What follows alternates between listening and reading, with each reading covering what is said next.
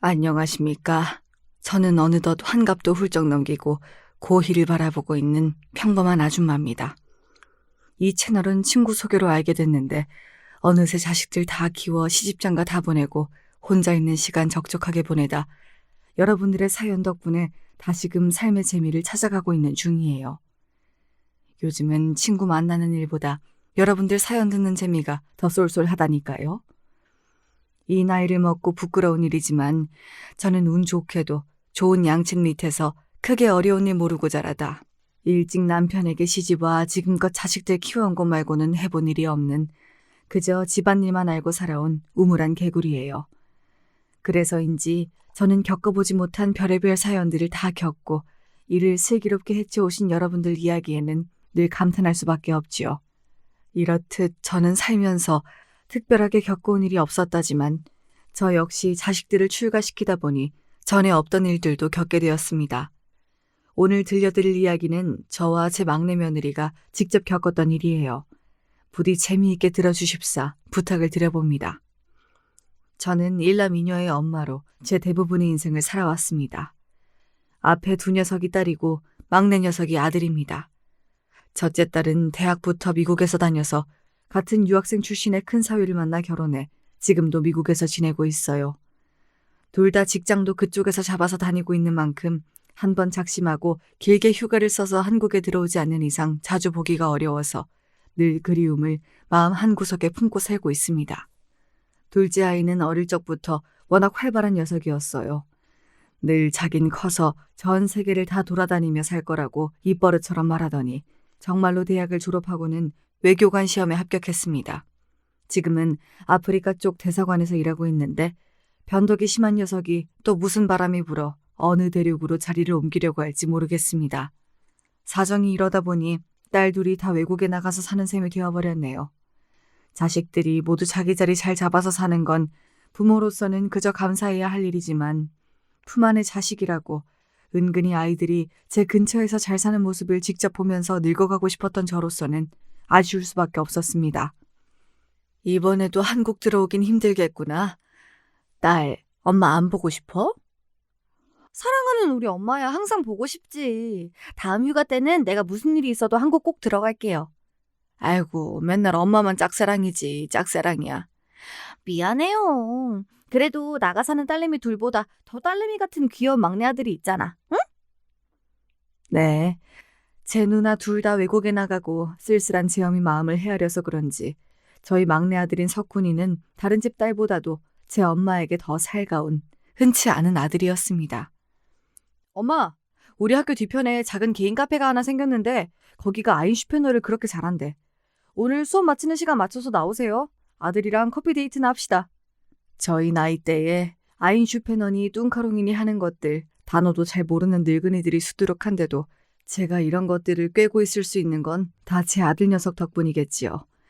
커피를 좋아하는 제 엄마한테 요즘 젊은 애들 사이에서 유행하는 것들, 커피 맛있는 집들을 열심히 찾아다가 부지런히 제 어미를 끌고 다니곤 했습니다. 세상에, 요새 자기 아들 같은 아들내미가 또 어디 있니? 우리 아들은 사춘기 시작하고서부터는 집에 오면 제 방문 걸어 잠그고 도대체 뭘 하는지도 몰라. 집에 있을 때라도 말 좀 붙여보려 치면 어찌나 귀찮아하는지. 내 아들이지만 가끔은 한두 쥐어받고 싶다니까. 누가 아니래. 요샌 시어머니보다 아들 눈치 본다고 더 시집살이 하는 기분이다 얘. 같은 자식이라지만 진짜 딸이랑은 달라. 그러니 네가 얼마나 복받은 거니? 예, 난 우리 아들이 자기 아들 반만큼만 해줘도 아주 업고 다니겠다. 딸처럼 살가운 아들이야 아마 모든 아들 가진 엄마들의 로망이 아닐까 싶습니다. 실제로 친구들을 만날 때마다 살가운 우리 아들에 대한 부러운 마음을 감추지 않는 친구들 말에 저도 조금은 어깨가 으쓱했던 것도 같아요. 그래서 아들에게 지금은 며느리가 된 여자친구가 생겼다는 말을 들었을 때에는 이런 좋은 시절도 이제는 끝이 나겠구나 싶어 조금 서운했던 것도 사실입니다. 그간 아들에게 여자친구가 아예 없었던 것은 아니었지만 제게 대수롭지 않게 말한 걸로 봐서는 그렇게 진지하게 생각했던 친구는 그때까지 없었던 것 같았습니다. 하지만 지금의 며느리는 달랐죠. 사실 아들이 말하기 전에 제가 먼저 알아챘습니다. 연락을 받을 때마다 전에 없이 환해지는 표정. 유난히 밝아진 아들의 태도에 어미인 제가 그 변화를 눈치채지 못할 리가 없잖아요. 아들, 그 친구가 그렇게 좋아? 진짜 좋은 애야. 분명히 엄마 마음에도 쏙 들걸? 네 맘에만 들면 그만이지. 엄마 마음에까지 쏙 들게 하려고? 평생을 봐야 할 사이인데 무슨 소리야. 당연히 엄마 마음에도 들어야지. 제 여자친구에 대해 물어보는 엄마 앞에서 쑥스러워하면서도 벌써 아들은 당연하게 평생을 전제로 말하고 있었습니다. 지금 만나는 그 아이가 미래의 제 며느리가 되리라는 예감이 강하게 들었지요. 딸들에 이어 아들까지. 언젠가는 올 일이라고 생각했습니다만 그래도 제 둥지에서 자식들이 모두 날아갈 거라고 생각하니까 가슴이 텅 비는 기분이 드는 것은 어찌할 방도가 없더라고요. 엄마, 그럼 한번 만나볼래요? 아들의 말에 도리어 제가 깜짝 놀랐습니다. 아들의 반응이 남다르긴 했지만 두 아이가 만난 지 얼마 되지 않은 시점이었습니다. 거기다 앞에 두 딸아이를 낳고 아들은 좀 터울이 나는 늦둥이였어요. 요즘 세상에 어린 여자아이들이 일찍 남자친구 부모님 만나는 것을, 그것도 나이 많은 남자친구 엄마를 보는 것이 적잖이 부담이 될 것이라는 것은 세상 물정 잘 모르는 저도 알 지경이었습니다. 아이, 그건 그 친구에게 너무 부담이지. 괜히 그런 소리 마. 아니야, 말은 미주가 먼저 꺼낸 건데? 얘는 여자 맘을 이리 몰라서 어째. 그거야 그냥 인사치레로도 할 수 있는 말이지. 너 그런 말 잘 걸러서 들어야 해. 그래야 나중에 장가 가서도 부인한테 사랑받는 거야. 아직 어린아이들이 뭘 모르고 한 소리를 고지고대로 듣진 않았지요.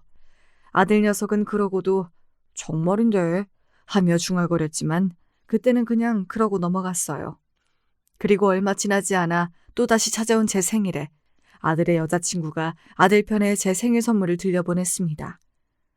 어머 세상에, 학생이 무슨 돈이 있다고 홍삼을 다 보내. 아니야, 우리 미주 똑똑해서 가외에서 돈 많이 벌어. 그리고 그 밑에 뭐 더 있던데? 아들의 말을 보니 쇼핑백 옆에 손바닥만한 작은 상자가 하나 더 있더라고요. 열어보니 작은 인형을 도자기 형태로 빚어놓은 장식품 같은 거였습니다. 이게 뭔가 하고 들여다보고 있으니까 아들이 그러더라고요. 그거 큰 누나랑 작은 누나 사는 나라에서 가장 유명한 캐릭터래. 미주가 침대맡에 올려두시고 누나를 생각날 때 보시래요. 잠시 아들 설명을 듣고 있던 제 입에서 비로소 웃음이 터져 나왔습니다. 영문을 몰라 하던 아들 녀석도 제가 웃으니 따라 웃더라고요. 그러니까 딸 자식 둘을 다 외국으로 보내고 쓸쓸해할 제 마음을 헤아려 선물했다는 거였어요. 아무리 그래도 그렇지.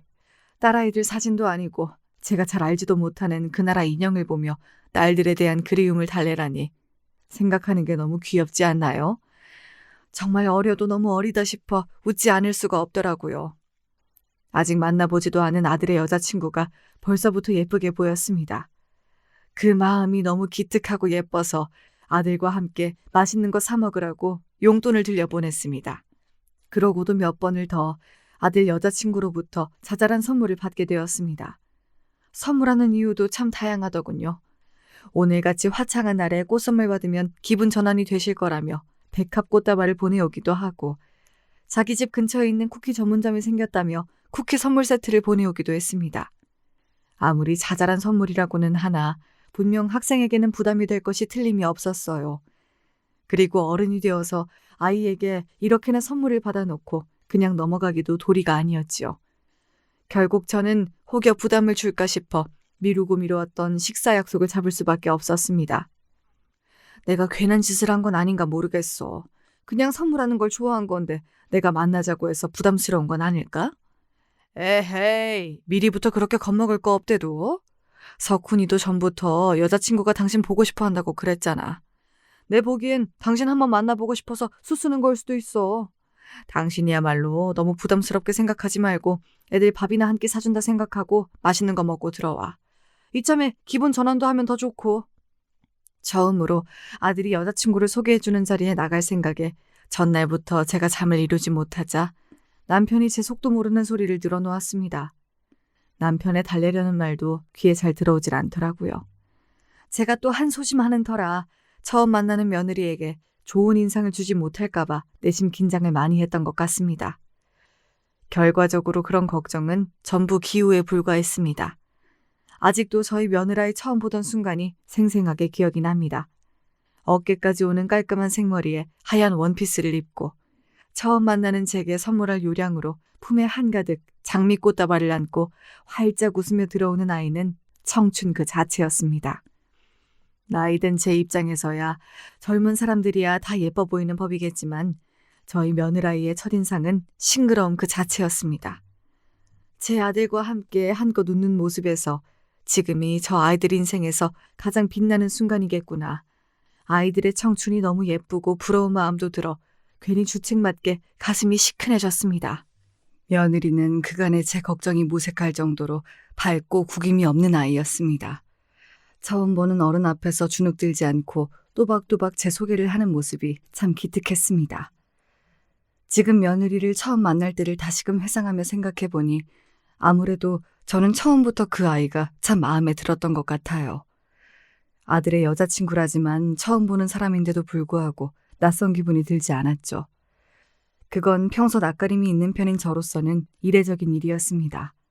실제로 딸아이를 시집 보낼 때 사위를 처음 만났을 때는 사위에게는 미안한 말이지만 그렇게 편치가 않았거든요. 사위가 좋은 사람이란 걸 알고 있음에도 그랬습니다. 이렇게 말하니까 또 사위에게 미안해지네요. 여튼 그 정도로 며느리의 첫인상이 제게 좋게 기억되었다는 거죠. 어른인 제가 주도적으로 대화를 이끌어도 모자를 판에 며느리가 저보다 더 조잘조잘 대화를 이끌어 나갔습니다. 제가 좋아하는 것부터 취향이나 취미에 대한 질문들까지 묻는 대로 고지고대로 대답을 하다 보니 이게 아들 여자친구를 만나는 건지 아들 여자친구와 제가 미팅을 하는 건지 알 수가 없을 지경이더라고요. 처음 보는 남자친구 어머니한테 뭐가 그렇게 궁금한 게 많을까 싶었습니다. 석훈이가 주말에도 그렇고 어머니랑 같이 여기저기 잘 다니는 게 너무 신기했거든요. 저는 부모님이 외국에서 일하셔서 부모님하고 같이 어딜 간 적이 많지가 않은데 그렇게 엄마랑 잘 다닐 수 있는 게 너무 부럽기도 했고요. 무엇보다 아들이 가자는 대로 매번 잘 들어주시는 게 정말 다정하셔야 할 수 있는 거잖아요. 다정이야. 늙은 엄마 좋은 것 먹이고 보여주겠다며 열심히 돌아다닌 제 아들이 다정한 거지. 저야 그저 가자는 대로 따라간 것 말고 더 있나요. 그런데도 저리 예쁘게 말을 해주니 좀 쑥스러웠습니다. 부모님이 다들 외국에 계시면 미주는 혼자서 지내는 거야? 형제는 따로 없다고 들었는데. 네, 저 혼자서 학교 근처에서 자취하고 있어요. 본가가 있긴 한데 학교에서 거리가 좀 멀기도 하고 무엇보다 부모님 들어오시는 일이 드무셔서 횡한 집에 혼자 들어가는 것도 기분이 영 별로더라고요. 아이고, 아직 어린 아가씨가 혼자 밥 챙겨 먹기도 쉽지 않을 텐데. 끼니는 잘 챙기고 있어요? 네, 학교에서는 석훈이랑 같이 먹고 요새 밥집이나 도시락집 다 잘 되어 있어서 잘 챙겨 먹고 있어요. 걱정 안 하셔도 돼요. 아휴, 그래도 집밥만은 못할 텐데. 아이고, 우리 엄마 또 사서 걱정하시네. 아닌 게 아니라 정말로 걱정이 되더라고요. 며느리 나이대에 우리 딸들이 어땠는지를 떠올려보면 정말 망아지가 따로 없었거든요. 입 짧은 큰아이는 제가 사정사정해야 겨우 밥 한 공기 비울 정도였고 술 좋아하는 작은아이는 밤늦게 제 동기들 손에 떠들썩하게 들려와서는 주말 점심이 다 돼서 일어나서는 엄마 해장국 타령을 해댄 탓에 제가 얼마나 기가 찼는지 몰라요. 아무리 20이 넘으면 법적으로 성인이라지만 어디 어른들 눈에 보기에 그렇습니까? 갓 20 넘긴 녀석들이야 어딜 봐도 아직 병아리지요. 저들도 이제 다 컸다고 삐약대는 것까지 포함해서 말입니다. 그렇게 며느리를 잘 만나고 집으로 돌아와서도 혼자 살면서 혼자 밥 챙겨 먹는다는 말이 왜 그렇게 마음에 걸리는지 모를 일이었습니다. 정작 제 남편도 주말에 따로 떼어놓고 알아서 밥 차려 먹으라면서 잘만 놀러 다니며 살았는데 말이에요. 다음날 정신을 차려보니 며느리 갖다 주겠다고 반찬을 바리바리 하고 있는 제 모습을 발견했습니다.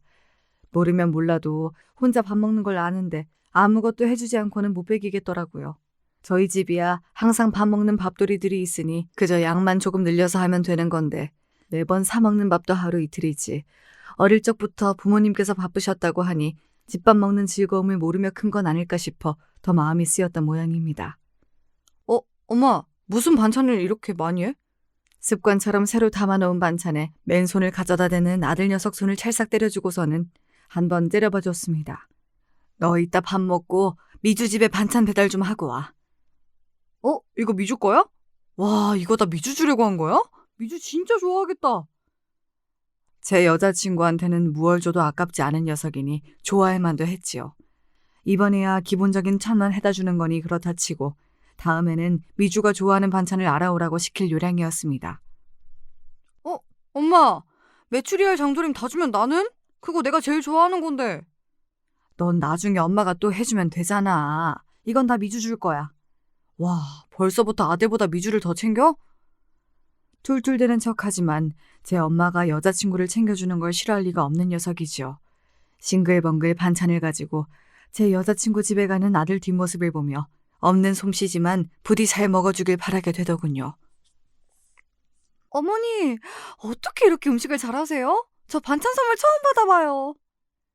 곧바로 집어먹으면서 전화를 건 모양인지 아들을 보낸 지 얼마 되지도 않아 며느리로부터 전화가 걸려왔습니다. 짭짭 잘 먹는 소리가 전화에 섞여 들리는 게 우스워서 그만 웃음이 터져버렸습니다. 평범한 가정주부가 한 반찬이 뭐 그렇게 대단한 맛이 있었겠습니까만 그래도 그렇게 반응을 해주니 기분이 들뜨는 건 나이가 먹어도 어쩔 수가 없더라고요. 별 맛은 없겠지만 그래도 밖에서 사 먹는 것보단 영양이 괜찮을 테니 귀찮아도 꼬박꼬박 잘 챙겨 먹어. 다 먹으면 또 해줄 테니까 아끼지 말고 팍팍 먹고. 어머니. 울먹울먹 우는 소리를 하는 며느리 목소리를 들으니 별로 해준 것도 없는데 너무 고마워해서 오히려 민망할 지경이었습니다. 저희 남편이나 막내 녀석은 다른 건 자상한 편인데도 밥 먹을 때에는 무던한 편이라서 식사 시간이 조용한 편이거든요. 큰딸애도 입이 짧은 편이고요. 그나마 둘째 녀석이 엄마가 뭘 해주든 호들갑을 떨며 엄마 음식이 최고라고 너스레를 떨곤 했는데 그런 녀석이 외국 생활 시작한 이래로는 아무래도 음식하는 재미가 떨어졌던 것도 사실이었어요. 왜? 주부라면 아시겠지만 똑같이 음식을 해도 먹어주는 사람이 맛있게 먹어주면 음식할 맛이라는 게 나는 법이잖아요. 특별할 것 없는 반찬에 좋아해주는 며느리 모습을 보니 간만에 음식할 맛이 나는 기분이었습니다. 그렇게 저희 집 반찬통이 며느리 집을 오가는 일이 잦아졌습니다. 제 딴엔 저한테 반찬을 얻어먹고는 빈통으로 반찬통을 돌려보내기가 면구스러웠는지 가끔 정체 모를 음식이 담겨서 돌아오곤 했습니다. 딱 봐도 지금까지 음식이라고는 해본 적이 없는데 제게 보답은 해야겠으니 처음으로 시도한 것이 틀림없는 것들이었어요. 어머니, 저는 틀렸어요. 제 딴엔 가장 모양이 잘 잡힌 것을 고르고 골라 넣은 것일 텐데도 제가 선뜻 음식의 정체를 가늠하지 못하자 며느리가 체념한 말투로 그러더군요. 그 말에 저는 또 한 번 터지고 말았습니다. 그렇게 신경 쓰지 않아도 된다고 하는데도 고집을 부리는 것을 보면 부모님이 자주 곁에 계셔주시진 못하셨어도 자식 교육에 엄격하게 신경을 쓰셨다는 걸 알 수 있었습니다. 확실히 음식이 오가서 그랬을까요? 처음에는 제 쪽에서 만나는 걸 부담스러워했는데도 불구하고 이제 며느리를 만나는 일이 어색하게 느껴지지 않았습니다. 너희들끼리 데이트할 시간도 부족할 텐데 뭐 한다고 자꾸 늙은 어미를 끼워 넣어. 나는 됐으니 너희들끼리 다녀와. 안 돼요, 어머니. 여기 예약하려고 보름 전부터 얼마나 대기를 탔는데요. 안 가면 정말 후회하신다니까요. 처음에는 그저 인사치레로 하는 말이겠거니 싶어 함께 가자는 말에도 눈치껏 빠져줬는데 그랬더니 나중에는 숫제 연행되는 것처럼 녀석들 사이에 끌려서 참 여기저기 많이도 다녔습니다. 남자친구 어머니이자 후에 결혼이라도 하게 되면 시어머니가 될지도 모르는 사람인데 저 같으면 이렇게 싹싹하게 감겨올 생각조차 못했을 텐데도 불구하고 며느리는 제 곁에 찰싹 붙어서 떨어질 줄을 몰랐습니다. 어디서 이렇게 귀여운 게 다 나왔나 싶을 정도였어요. 남의 귀한 자식을 가지고 이런 말을 하면 여러분들께서 비웃으실지도 모르겠으나 정말로 막내딸이 새로 생긴 기분이었습니다. 그래서 간만에 귀국하신 며느리의 부모님께서 제게 식사 대접을 하고 싶다는 의사를 전하셨을 때도 평소와는 달리 곧장 수락했습니다. 아마도 며느리를 먼저 만나지 않았다면 아직 학생인 아이들 연애 중인데 상대방 부모님까지 뵐 생각은 하지 못했을 거예요. 요즘 애들끼리야 어떤지 몰라도 어른들이야 자식이 만나는 아이 부모님 만나는 문제는 신중하잖아요. 그건 암묵적으로 결혼에 동의한다는 합의이기도 하니까요. 하지만 아직 이르다고 생각하면서도 이미 미주가 우리 집 며느리가 됐으면 싶었고 혼자 있는 시간이 많은 아이인데도 불구하고 저리 싹싹하고 살갑게 딸을 키워내신 사돈내외가 궁금하기도 했습니다. 저희 집 아이가 되게 신세를 많이 지고 있다고 들었습니다. 부모가 돼서 진작 찾아뵙고 감사 인사를 드렸어야 하는 건데 사는 게 바쁘다는 핑계로 이제야 대접하게 되어 송구스럽습니다. 대체 며느리가 어떻게 말씀을 드린 건지 저희 내외를 보자마자 허리를 90도로 굽히는 사돈 내외를 보고는 그만 저희가 더 송구스러운 마음에 입이 쩍 벌어졌습니다. 아휴, 아닙니다. 미주가 얼마나 싹싹한지 딸 둘 다 외국에 내보내고 적적한 제 마음을 미주가 그간 얼마나 잘 달래주었는지 몰라요. 감사를 드려도 저희가 드려야죠. 그런 말씀 마세요. 처음 만나는 자리라고는 믿기지 않을 정도로 분위기가 훈훈해졌습니다. 미주 부모님들은 제가 예상했던 것처럼 정말 예의 바르고 깍듯하신 분이었습니다. 특히 미주 어머님이신 안사도는 정말 멋진 분이셨어요. 평생 자신의 사업을 일구셨다는 분답게 어딜 보아도 멋진 커리어 우먼이셨습니다. 평생 집안일만 하며 살아온 제 입장에서는 저랑 비교도 할 수 없을 정도로 대단해 보였어요. 저런 멋진 분 아래에서 배우며 자라왔으니 미주도 저렇게 잘 큰 거겠지 싶었습니다. 식사를 마치고 떠나는 길에 미주가 쪼르르 달려와 평소처럼 제 팔짱을 착 끼며 붙어왔습니다. 저는 순간 익숙하게 아이를 받아주다 이 자리에 미주 어머니가 계시다는 걸 퍼뜩 깨닫고는 아차 싶어 뒤늦게 눈치를 보았습니다. 아니나 다를까 안사돈께서는 애써 티내지 않으려 하셨지만 같은 엄마의 입장에서 내심 서운한 기색이 비치는 것을 모르고 지나칠 수가 없었어요. 아무려면 오랜만에 얼굴 보는 딸이 엄마인 자기가 아니라 남자친구 어머니 팔짱을 마치 제 엄마인 양 끼는 걸 보았으니 기분이 좋을 택이 있나요? 괜히 저까지 조금 죄송한 마음이 들었습니다. 미주 부모님을 배웅하는 길에 제가 먼저 운을 떼었습니다. 미주가 정말 살가운 아이라서 제가 정말 마음의 위로를 많이 받고 있습니다. 어머니께서 응당 받으셔야 할 아이 애정을 제게까지 나눠주고 있어서 미주 어머니께는 정말 송구스러워요. 아까의 상황에 대한 제 미안한 마음을 읽으셨는지 오히려 사부인께서 제 마음을 헤아리고는 말씀하셨습니다. 아니에요. 제가 제 일에 욕심이 많아 미주한테는 엄마로서 제대로 해준 게 없어요. 일찍 철이 들어 그렇지 그간 엄마가 필요한 순간이 한두 번이 아니었을 텐데 제가 그걸 제대로 채워주질 못했으니 저야말로 입이 10개라도 할 말이 없는 입장이죠. 처음 미주에게 석훈이 어머님 이야기를 들었을 때 어떻게 이런 분이 다 있으신가 싶어 울컥했어요. 오히려 제가 제 딸에게 제대로 주지 못한 것들 석훈 어머님께서 다 주신 것 같아 제가 염치가 없습니다. 정말로 감사드려요. 평생 갚지 못할 은혜를 입었습니다. 제 손을 꼭 잡고 감사 인사를 하시는 사부인 마음이 고스란히 전해지는 것 같았습니다. 비록 사업가와 가정주부로 서로의 입장 차이는 있었으나 엄마 마음이라는 게 다 그런 거 아니겠습니까? 저는 딸들을 외국에 보낸 엄마의 입장에서 사부인은 딸을 고국에 홀로 두고 외국에서 일하는 엄마의 입장에서 항상 딸을 염려하고 그리워하는 마음이야 서로 다를 바가 없겠지요. 그 마음을 알기에 미주는 걱정하지 마십사. 부족하지만 제가 할 수 있는 한 최선을 다해 아이를 돌봐줄 것을 약속드렸습니다. 그렇게 아들과 며느리는 여전히 사이좋게 지내며 아들의 군입대와 제대, 아이들의 졸업과 취업에 이르기까지 인생의 모든 중요한 순간들을 저희 가족과 함께 했습니다. 연애가 길어지며 미주가 저희 집에 들르는 일도 아주 잦았습니다. 저희 부부는 물론이고 이제 저희 딸들까지 공공연하게 미주를 저희 식구로 대접하고 있었습니다. 미주 역시 저희 집안에 자연스럽게 녹아들어 이제 석훈이가 제 아들인지 미주가 제 딸인지 헷갈릴 지경이었습니다. 너희들 그렇게 오래 만나고도 지겹지도 않니? 내 아들이 뭐가 그렇게 좋다고 그래? 어머니, 지금 무슨 말씀을 하시는 거예요? 저 석훈이랑은 헤어져도 어머니랑은 못 헤어져요. 제가 잃는 게 너무 많아서 절대 안 돼요. 농담처럼 하는 제 말에 진지하게 대꾸하는 며느리 말이 웃겨서 또 한 번 웃음이 났습니다. 미주를 알고 나서는 제가 웃는 일이 너무 많아져서 저희 남편도 미주를 예뻐하지 않고는 베길 수가 없었을 거예요. 집안에 사람이 들고 나는 게 그리 중요하다더니 좋은 아이를 만나 저희 집은 정말 복이 많다고 생각했습니다. 미주가 먼저 취업을 하고 제 아들 석훈이까지 안정적인 직장에 취업을 하고 나자 자연스럽게 두 아이의 결혼이 화두에 오르게 되었습니다. 아이들도 결혼 생각이 없는 건 아니었던지 모든 일이 물 흐르듯 착착 진행되었어요. 외국에 계신 사돈내외도 그렇고 저희 딸들도 내심 반기던 결혼이었던지라 머지않아 미주는 정말로 저희 식구가 되었습니다. 미주는 성공한 사업가이신 어머니를 닮아 그런지 일 욕심이 많은 편이었습니다. 어머니, 제가 제 엄마만큼은 못 되더라도 지금 다니는 직장에서 제 입지 탄탄히 해서 평생 능력 있는 커리어 우먼으로 살고 싶어요.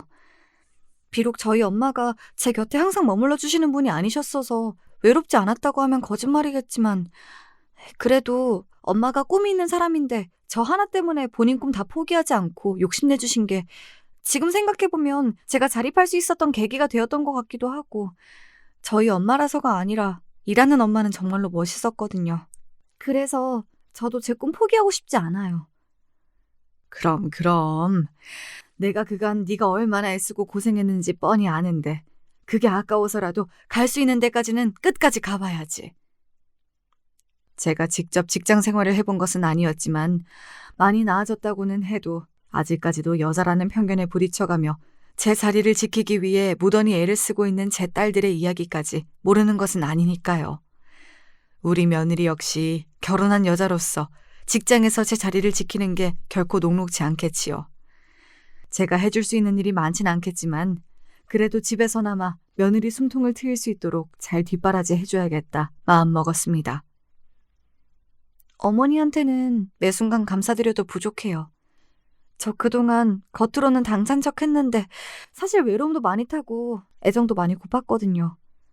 이상하게 석훈이한테 처음 들을 때부터 어머니가 남처럼 느껴지지가 않았어요. 불편하실 거 알면서도 자꾸 뵙고 싶어서 석훈이도 많이 찌르고. 어머니 모르셨죠?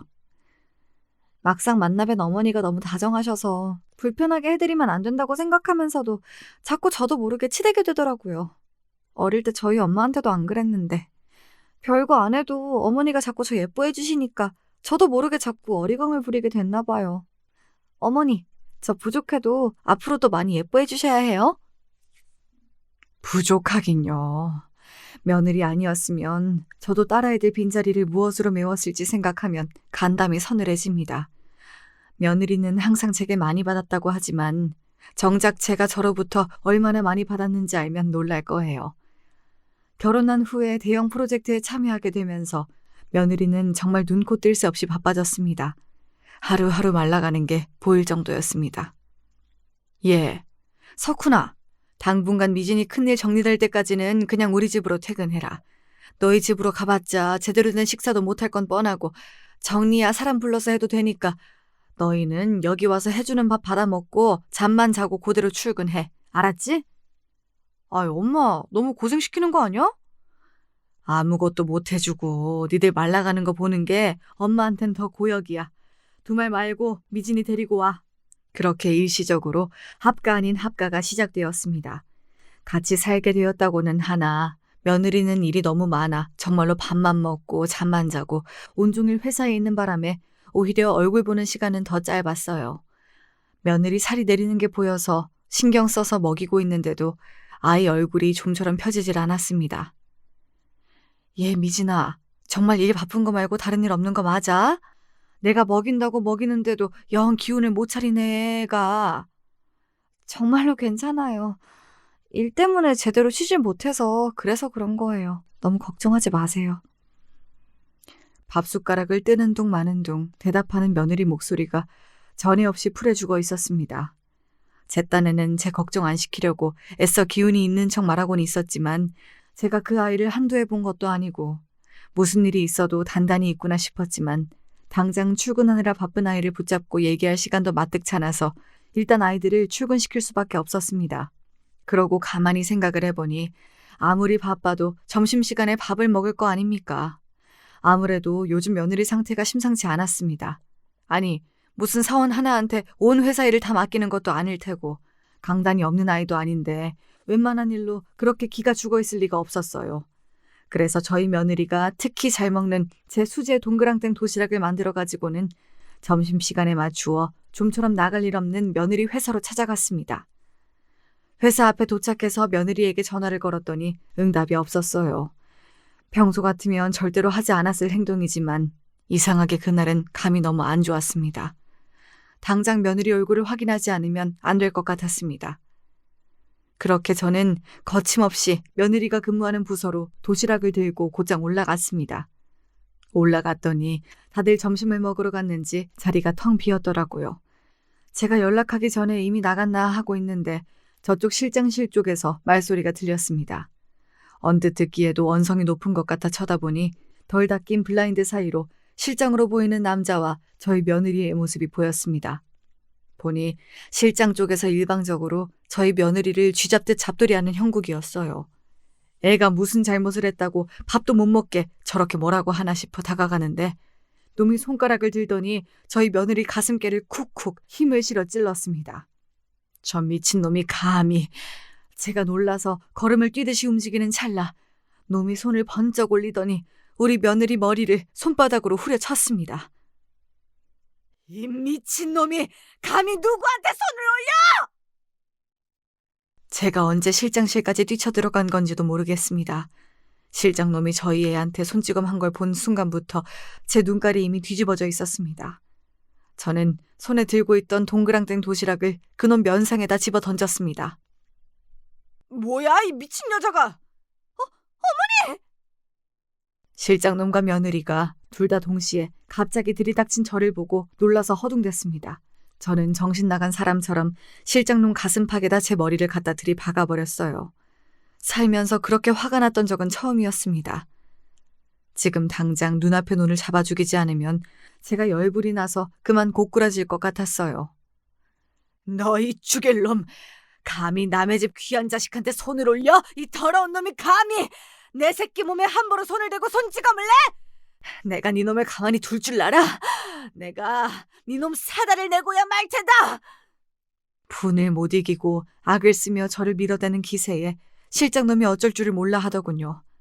아무리 성인 남자 대 나이 먹은 여자라 하더라도 사람 하나 잡아 죽일 기세로 달려드는 저를 쉽게 떼어내지 못했습니다. 갑작스럽게 일어난 소란에 조용했던 사무실에 다른 부서 사람들까지 하나둘 모여들며 주목을 받기 시작하니 더더욱 놈도 당황스러웠겠지요. 이 회사 간부라는 놈은 부하 직원에게 손 올리는 게 아주 당연한 일인가 보지? 이 손버릇 더러운 놈 같으니라고. 내가 아주 이놈 더러운 버릇을 아주 뿌리 뽑아주마. 이 무식하게 큰 덩치로 저 조그만 애를. 이놈도 아주 정신 못 차리게 쥐어터져 봐야지, 어? 아니, 이 여자가 지금 뭐라는 거야? 당황해서 저를 쳐내려는 실장 앞을 우리 며느리가 막아섰습니다. 감히 어디다 손을 대요? 나도 모자라서 감히 우리 어머니까지 그 손 못 치워요?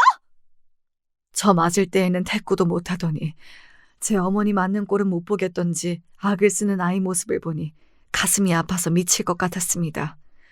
도저히 눈앞에 저놈을 가만히 놔둘 수가 없었습니다.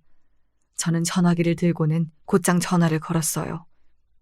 오빠, 지금 회사에 계세요? 지금 당장 저 좀 보셔야겠어요.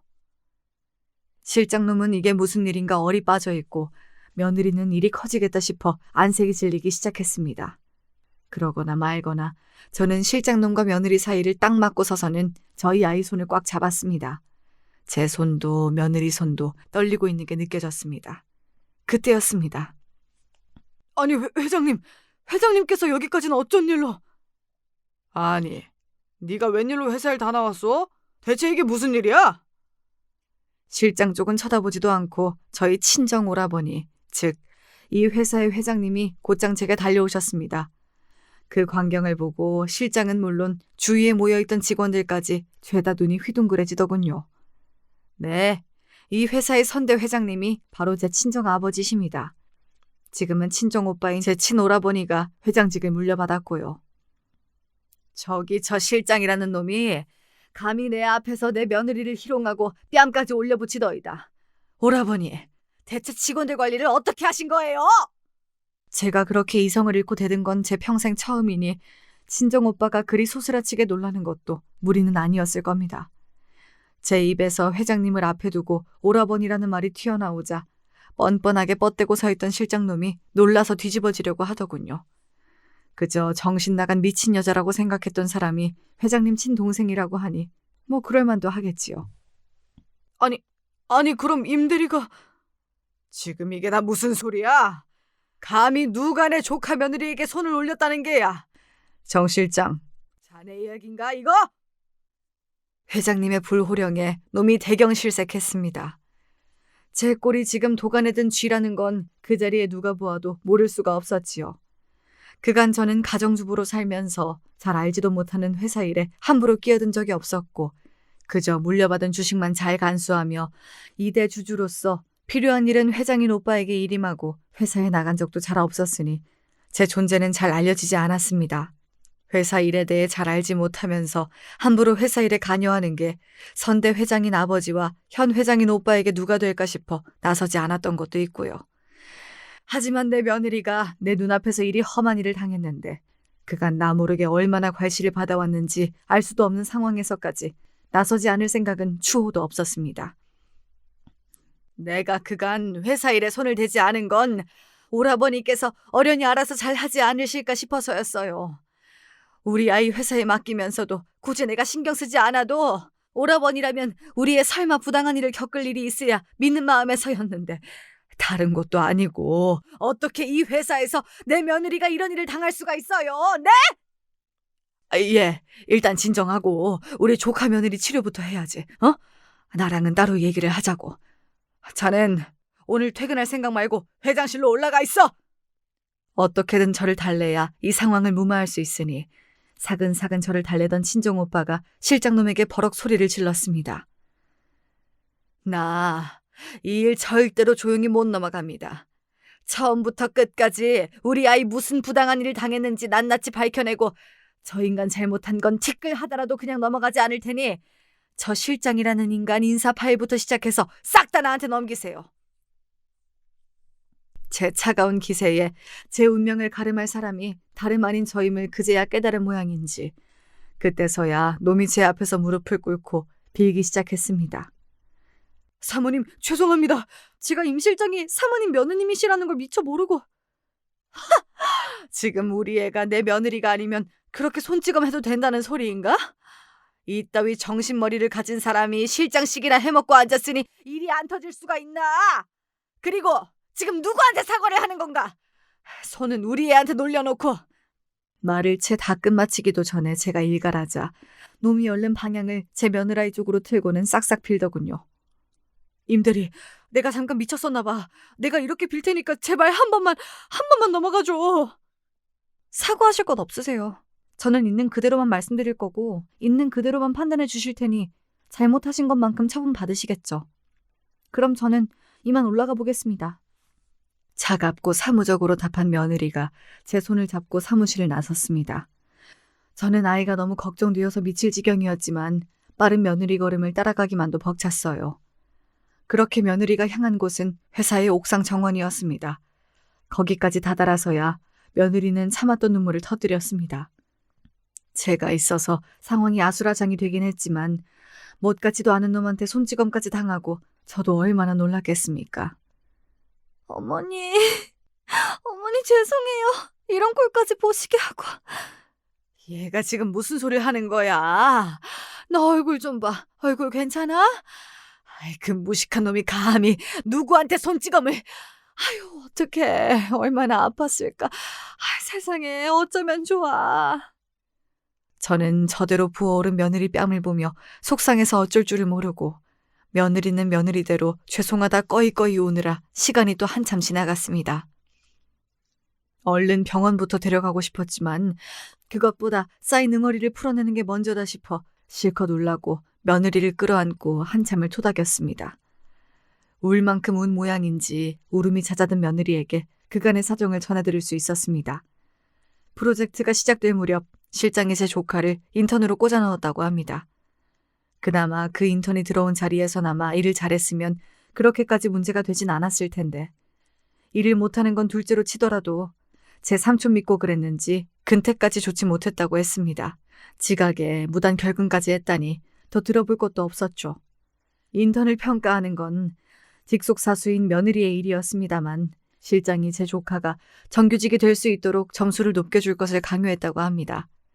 하지만 들어올 때부터 이미 부당한 방법으로 인턴이 되었던 데다 다른 팀 인턴의 업무 실적이 훨씬 더 뛰어난데 이를 용인할 수 없었던 며느리가 올바른 점수를 주자 당연히 실장놈 조카는 인턴을 마치기도 전에 계약 해지될 수밖에 없었다고 합니다.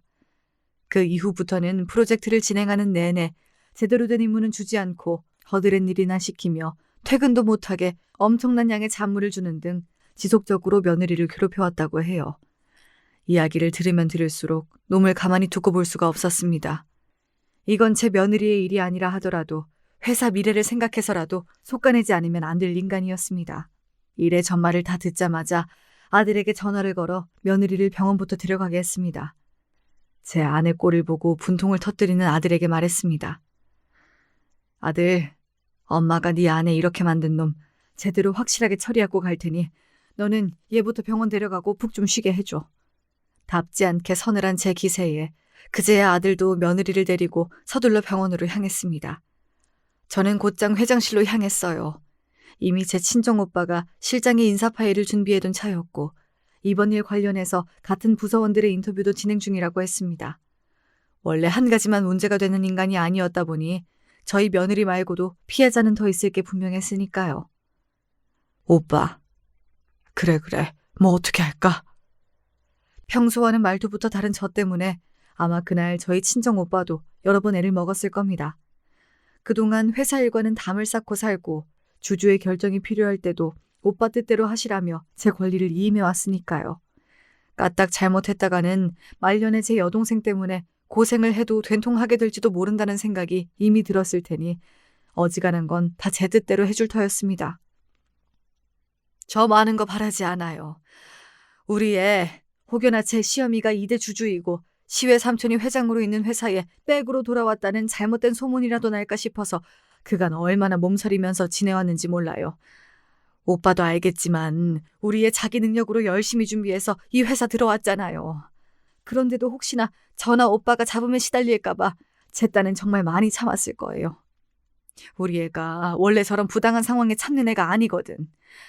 그러니까 다른 거 필요 없이 정말 있는 그대로만 잘못한 거 제대로 밝혀주고 회사 차원에서 합당한 처분 내려주세요. 감히 우리 애 뺨친 건 그건 내가 민사고 형사고 걸 수 있는 거 다 걸어서 아주 본때를 보여줄 테니까. 오빠는 있는 사실만 그대로. 알았죠? 아, 그럼 당연한 얘기를. 그렇게 확답을 받고서야 회사를 나섰습니다. 그 다음부터야 뭐 일사천리로 진행되었습니다. 저희 며느리는 그날 제 남편에게 병원에 끌려간 이후로 무려 일주일간 병원 밖으로 나오지 못했습니다. 그날의 폭행 사건으로 인해 끊을 수 있는 신체적, 정신적 진단서란 진단서는 모조리 다 끊었습니다. 회사에서 그간 실장의 만행을 증언해 줄 수 있는 증언도 차고 넘치도록 확보했습니다. 제 세상이라도 된 양 그동안 얼마나 설쳐됐는지 놈에게 앙심을 품은 직원들도 제법 되었습니다. 본래였으면 실장이라는 위치 때문에 자신이 당한 것을 고발하는 것이 쉽지 않았겠지만 회장의 최측근이 피해자에 포함되어 있으니 후한 두려워할 일 없이 그간 맺힌 것들을 남김없이 전부 토해낼 수 있었겠죠. 회사 차원에서야 친정오빠가 회사 규율에 맞게 대응하기로 이미 이야기가 다 되어 있었고 저는 개인적으로 고용한 변호사에게 이들 피해자들의 송사까지 함께 맡기기로 했습니다. 제가 뭐라고 했습니까? 정당하게 처벌받아야 할 회사의 영역에서야 회사에 맡기기로 한 거지. 그 외의 부분은 제가 할 수 있는 모든 걸 다 하겠다고 하지 않았습니까? 우리 며느리 사건에 그간 정신적, 신체적 폭력을 당한 직원들의 사건까지 놈은 송사의 늪에 빠지게 되었습니다. 걸린 게 한두 건이 아니니 회사에서 해고된 이후로도 놈의 인생이 녹록지 않을 터였습니다. 그렇게 한 달여쯤이 지났을까 실장의 해고가 결정되고 고소는 여전히 동시다발적으로 여러 건이 진행되고 있었습니다. 더는 도저히 버틸 수가 없었던 모양인지 해고된 실장놈이 겁도 없이 저희 집으로 찾아왔습니다. 아직 아들 내외가 저희 집에 여전히 머물면서 심신을 달래고 있었습니다. 인터폰 밖에서 무릎 꿇고 읍소하며 제발 살려달라는 놈의 꼴이 초라하기 짝이 없었습니다. 여기가 어디라고 감히 나타나서는 정말 맞아 죽으려고 작정을 했나 싶었습니다. 그도 그럴 것이 저야 법망의 철퇴로 그간 분풀이를 한 바 있으나 제 기세에 아직 놈을 만나보지도 못한 제 남편과 아들은 아직도 그놈 이야기만 나와도 이를 뿌득뿌득 갈았거든요. 아니나 다를까 제 뒤에서 인터폰 속 얼굴을 확인한 아들 녀석이 집 밖으로 튀어나갔습니다. 너희 때려 죽을 놈이 감히 여기가 어디라고 그 뻔뻔한 낯짝을 들고 나타나! 당장이라도 놈을 패 죽일 기세에 혹시나 사고를 칠까 싶어 저도 따라 나갔습니다. 그래도 자기까지 폭력을 썼다간 오히려 제 아내가 곤란해질 거란 자각은 있는 모양이었는지 아들은 정원용 물호스를 당겨다 그놈에게 쏘아대기 시작했습니다. 그게 말이 무로스지 일반용이 아니라 정원용이라서 수압이 제법 셉니다. 제대로 서 있지도 못하고 물대포를 맞은 놈이 휘청이자 솔직히 저도 고소하긴 하더라고요. 제 뒤에서 그 광경을 뒤늦게 쫓아나와서 본 제 남편이 박수를 쳤습니다. 망할 놈이 꼴 좋구나. 어디 약한 여자에게, 그것도 우리 귀한 며느리에게 그 더러운 손을 날려? 내가 니놈 지구 끝까지라도 쫓아가서 그 어디에도 발 못 붙이게 만들어 줄 테니 아주 각오하는 게 좋을 테다. 여기 와서 빌어봤자 아무것도 해결되지 않으리란 걸 그제야 안 모양인지 놈이 비척비척 사라졌습니다. 제게 주어진 쥐꼬리만한 위력 휘둘러가며 여러 사람 상처 줄 때는 제가 도리어 이런 비루한 꼴이 되리라고는 상상도 하지 못했겠지요. 그렇게 놈은 동종업계 그 어디에도 다시 발붙이지 못한 채 완전히 매장되었습니다. 그놈 인생이야 앞으로 어찌 되든 제 알 바 아니고 회사에서 그런 험한 일을 당한 며느리가 걱정되었으나 다행히도 씩씩하게 이겨내 주었습니다. 사사건건 일에 회방 놓던 놈이 없어지니 프로젝트에서도 제 역할을 다하게 되어 얼굴빛도 좋아지고 건강도 다시 되찾았어요. 이러나 저러나 그 아이 행복이 제일이니 이만하길 다행이라 생각하기로 했습니다. 어머니, 이왕 오래 눌러 앉은 김에 저희 그냥 여기서 쭉 살면 안 될까요? 어머니가 해주시는 따시만 먹고 회사 다니니까 너무 편해요. 얘가 은근슬쩍 합가 시도하네. 나보고 너희들 모시고 살라고? 어지간히 정신 차렸으면 네 신랑 데리고 니네 집 가라. 말은 그렇게 했지만 자식들 먹여 출근시키는 왁자지껄한 생활이 저도 썩 마음에 들어 슬쩍 엉덩이를 비비고 앉은 아들 내외를 모른 척 해주었습니다. 그렇게 저는 여전히 자식 둘 키우는 마음으로 정신없이 복작복작 살고 있어요. 중간에 어려운 일도 있었습니다마는 서로가 있기에 잘 이겨내고 살 수 있는 거겠죠. 여러분들도 지금 곁에 있는 얼굴들 한번 보시고 서로 힘내셔서 오늘 하루도 잘 살아내시길 바라겠습니다. 제 사연 들어주셔서 감사드립니다.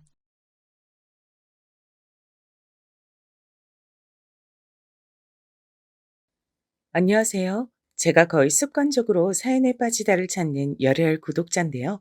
오늘은 제가 직접 사연을 신청해 봅니다. 부디 사연으로 소개가 되길 바라는 마음과 왠지 부끄러우니까 진짜로 소개까진 안 됐으면 좋겠다는 마음이 함께 드네요. 전 이런 것에도 왜 이렇게 떨리는지 모르겠어요. 제가 원체 사서 걱정을 하는 스타일이라 그런가 봐요. 그래도 이왕이면 소개가 되는 쪽이 좋겠죠. 은근히 기대를 하면서 이야기를 써볼게요. 언제까지고 풋풋한 소녀이자 파릇파릇하게 싱그러운 20대 청춘의 젊음만 간직하며 살 것 같았는데 그 시절이 다 지나고 어느새 중년의 나이가 돼버렸네요.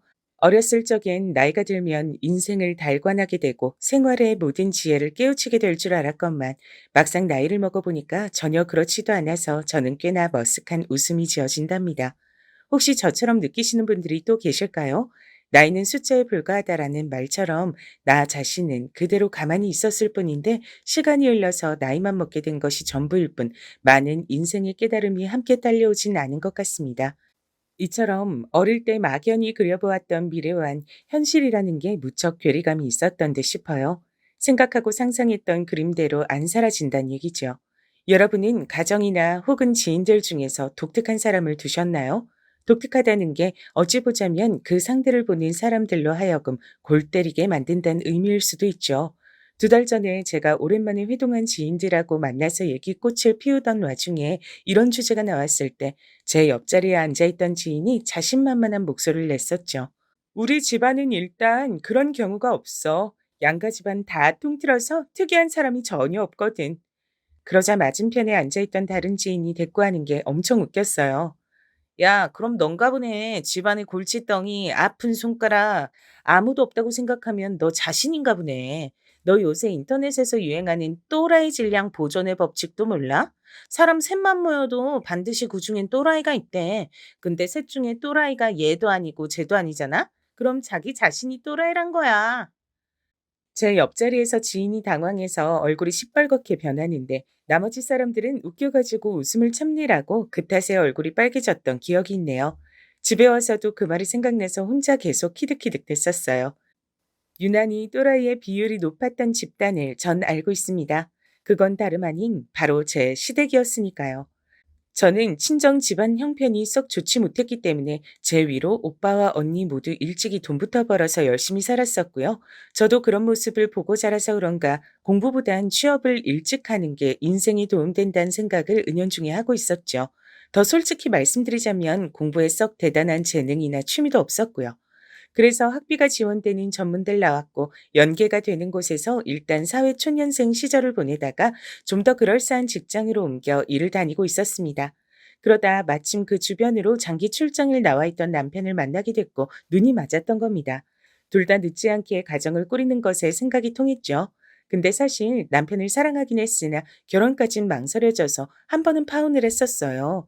감정적으로 싸워서 파혼했다가 시간이 흘러 다시 만난 뒤에 결혼했던 거죠. 단지 싸운 것 때문에 파혼한 건 아니었고 시댁이 심상치 않았기 때문에 그랬습니다. 그 기가 막힌 시댁의 뚜껑을 이제부터 열어보겠습니다. 남편은 우선 3남매입니다. 첫째 장남, 시숙께서는 서울대까지는 아니지만 그 바로 턱 밑에 위치하는 명문대를 나온 재혼과 결혼하셨습니다. 저에게 형님 되시는 분이시죠. 이 형님이란 분께선 본인도 명문대를 나오셨을 뿐만 아니라 친정 집안 자체가 나름 엘리트라고 할 수 있었어요. 친척 중에서도 초등학교 교장 선생님도 계셨고요. 대학 교수, 중학교 교사에다가 여기서 몇 분 더 계셨죠. 집안이 빵빵한 셈이었죠. 경제적으로도 유복했고요. 근데 사람이 겸손할 줄을 몰랐습니다. 말도 좀 거침없이 하는 스타일이었고요. 시댁에 사과가 좋은 걸로 한 박스 들어왔을 때였는데요. 사과가 들어온 다음 날 마침 다 같이 시댁에 모였던 거예요. 형님께선 어디선가 봉투를 챙기시더니 사과를 좋은 것으로 골라 담기 시작했습니다.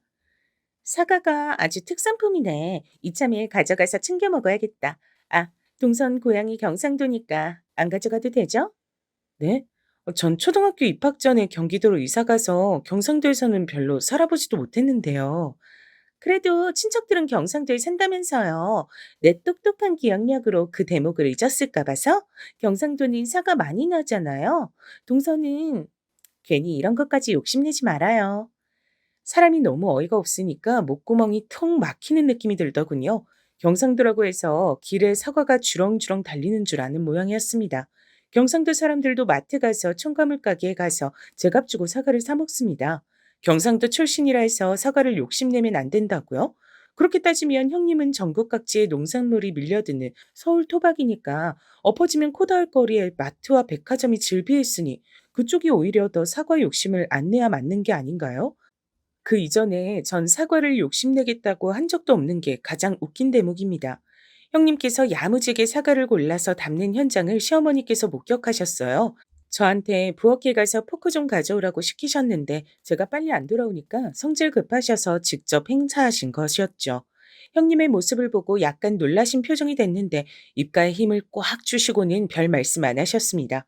대신에 제 손에 들린 포크 2개를 빼앗아 드시더니 그걸로 제 어깨를 콕콕 찍으셨어요. 너는 포크를 만들어 가져오니? 이까짓 게 뭐라고 대체 빨리 안 들고 와? 네?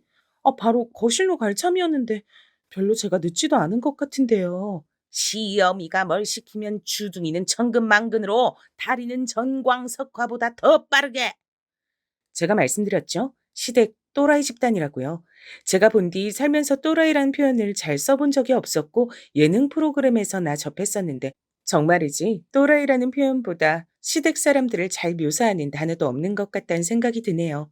형님께서 의기양양한 얼굴로 사과를 챙긴 봉투에 입구를 여미는 모습에 시어머니는 하시며 떨떠름한 목소리를 내셨습니다. 오냐, 잘 생각했다. 사과 가져가서 잘 먹어주면 좋지. 어차피 우리는 과일을 많이 먹는 입들이 아니라서 우리 식구들은 원체 입맛들이 과일을 잘 안 먹잖아.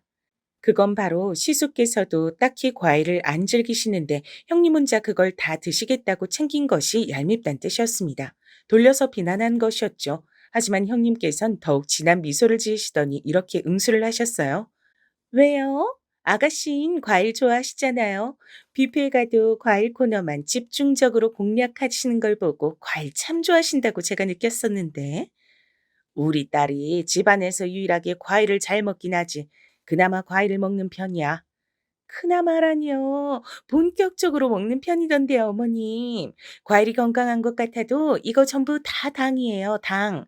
과일 많이 먹으면 혈당 작살나요. 아가씨는 지금도 혈당 관리가 필요하신 상태 같던데.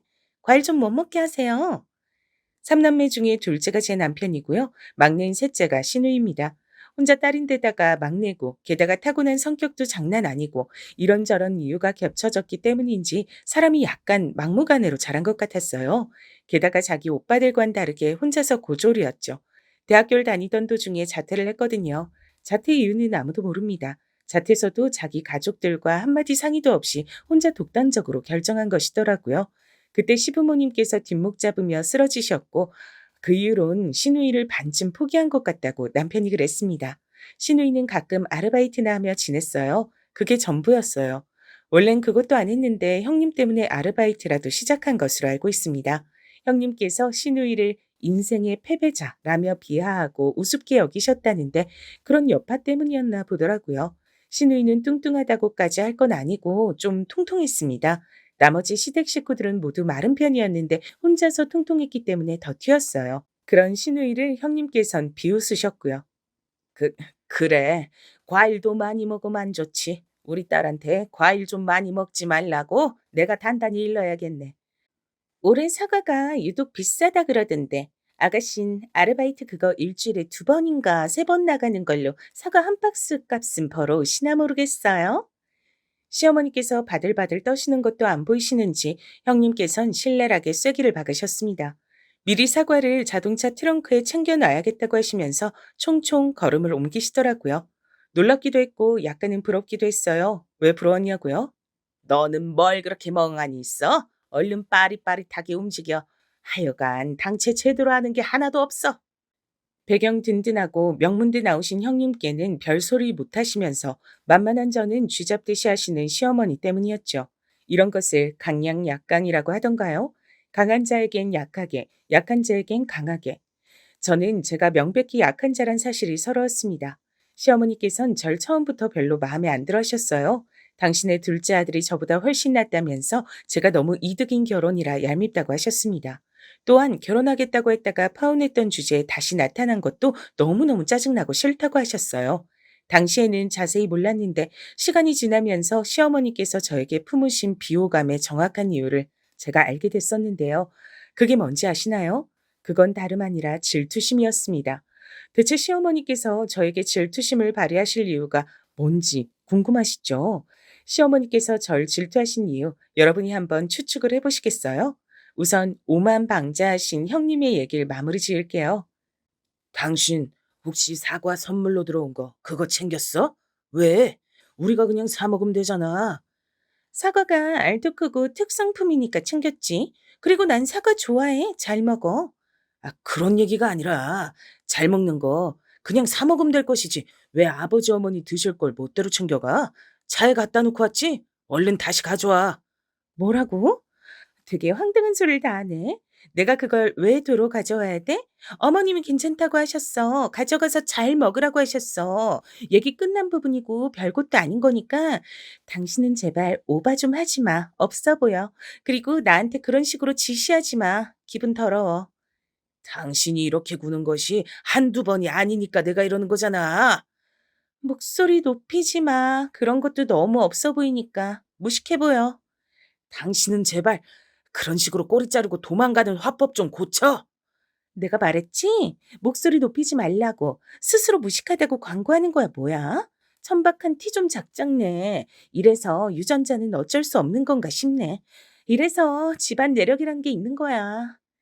형님께선 검지를 입술에 가져다 대시며 쉿 타셨고 시숙께선 너무 화가 나서 얼굴이 곧 터질 것처럼 붉게 달아오른 채였죠. 시어머니께선 그 모습을 보시고 좌불안석으로 눈알을 굴리시며 싸우지 좀 말라고 살살 두 사람을 달래고 계셨어요. 네, 맞아요. 시숙과 형님은 사이좋은 부부가 아니었습니다. 처음에 어떻게 결혼하셨는지 의문일 뿐이에요. 남편에게 듣기로는 두 사람은 반대가 끌리는 이유라는 소리를 늘어놓으면서 온갖 폼은 잡으며 결혼식을 올리셨다고 하던데 반대에게 끌릴 수는 있어도 그것은 일시적일 뿐 융화되긴 힘든 모양이었습니다. 그러다 시어머니 생신이 됐을 때였는데요. 시숙과 형님께선 어디 명품사에서 나온 브로치를 선물로 준비하셨습니다. 시어머니께서 손수건이나 스카프 같은 것을 잘 두르시니까 거기다 멋지게 달고 다니시란 의미였죠. 저희 부부는 신상으로 나온 등산복을 선물로 드렸습니다. 시어머니께서 운동 다니시는 취미를 그때 막 들이신 참이었거든요.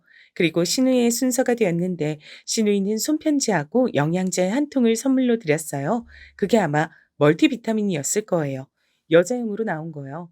거기까진 별 문제가 없었죠. 근데 형님께서 비틀린 미소를 입가에 대시더니 시누이를 향해 폭탄 발언을 시작하셨던 겁니다.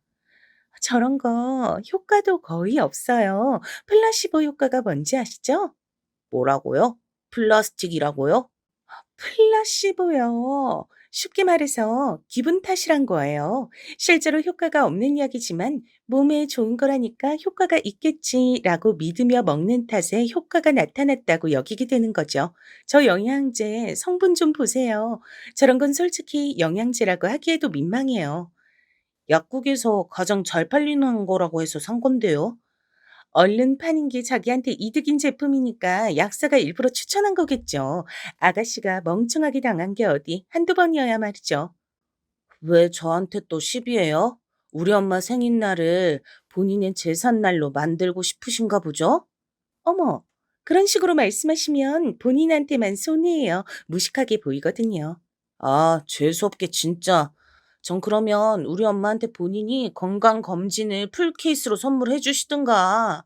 풀케이스가 아니라 풀코스를 말씀하고 싶으셨던 거 맞죠?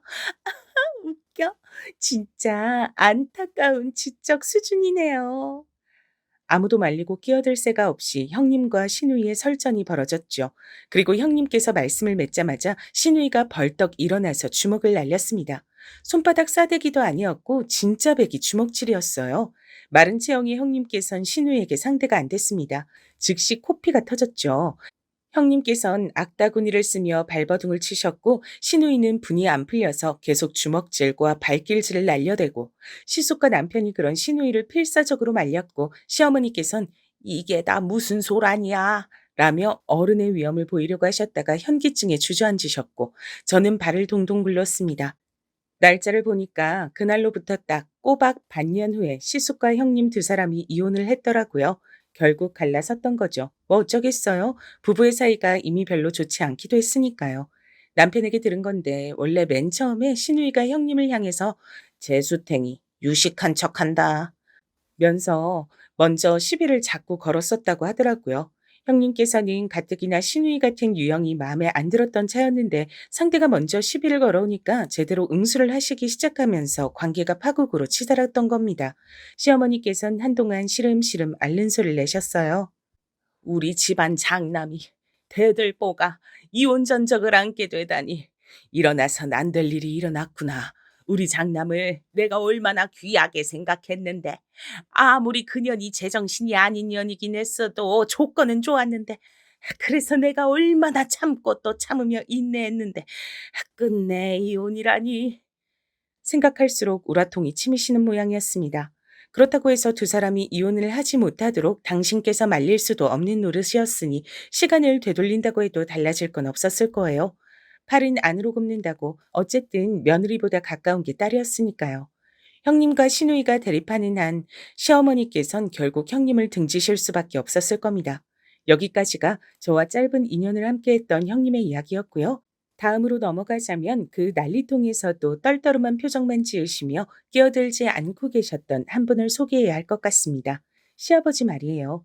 저는 왜 사람들이 흔히 더럽고 치사하다는 표현을 한데 묶어서 쓰는 건지 시아버지를 보면서 깨달았답니다. 시아버지가 바로 그 예시였어요. 나이가 드신 이유로 기세가 꺾여서 그렇지 젊으셨을 적엔 대단하셨다고 남편에게 들은 바 있었습니다. 근데 설마 그 정도이실 줄은 몰랐어요.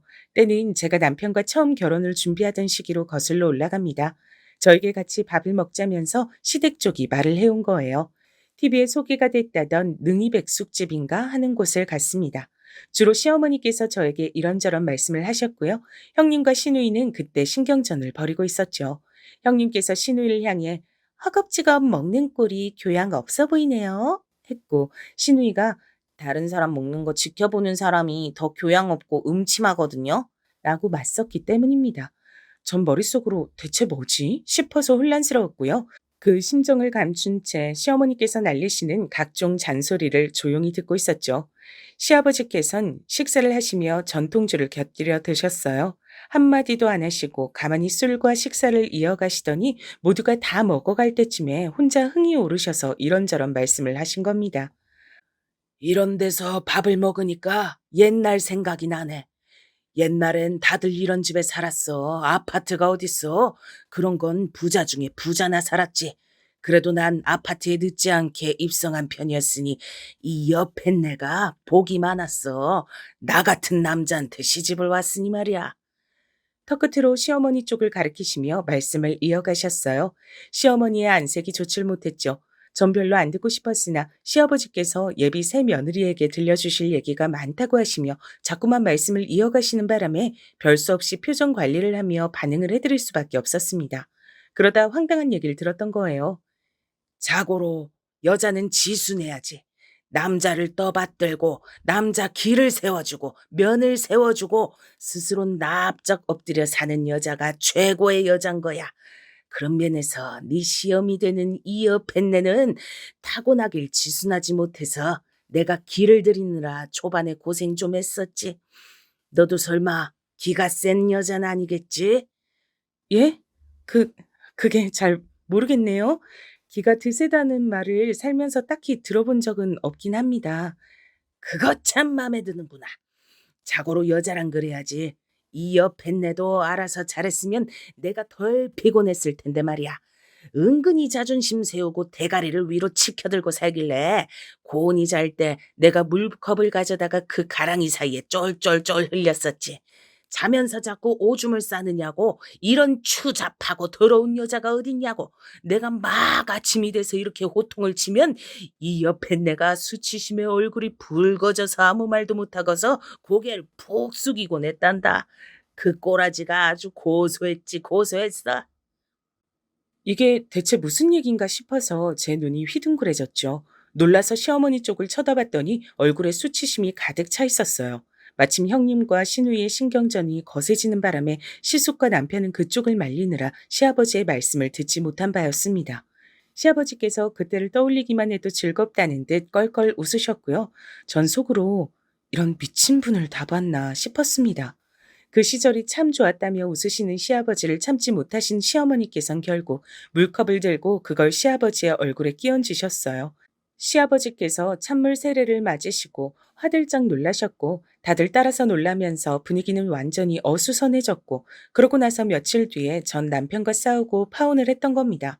시숙과 형님에 이어 시아버지와 시어머니 두 분이 어떤 느낌의 관계이신지 대략 짐작이 가시죠? 시댁은 이런 집안이었어요. 그나마 집안에 땅이 있다는 것, 재산이 어느 정도 있어 문제없이 굴러왔다는 것, 자식들과 돈이 아니었다면 시어머니께선 진작에 다 때려치우고 시아버지와 갈라서셨을 것이란 것이 중요한 사실들이었죠.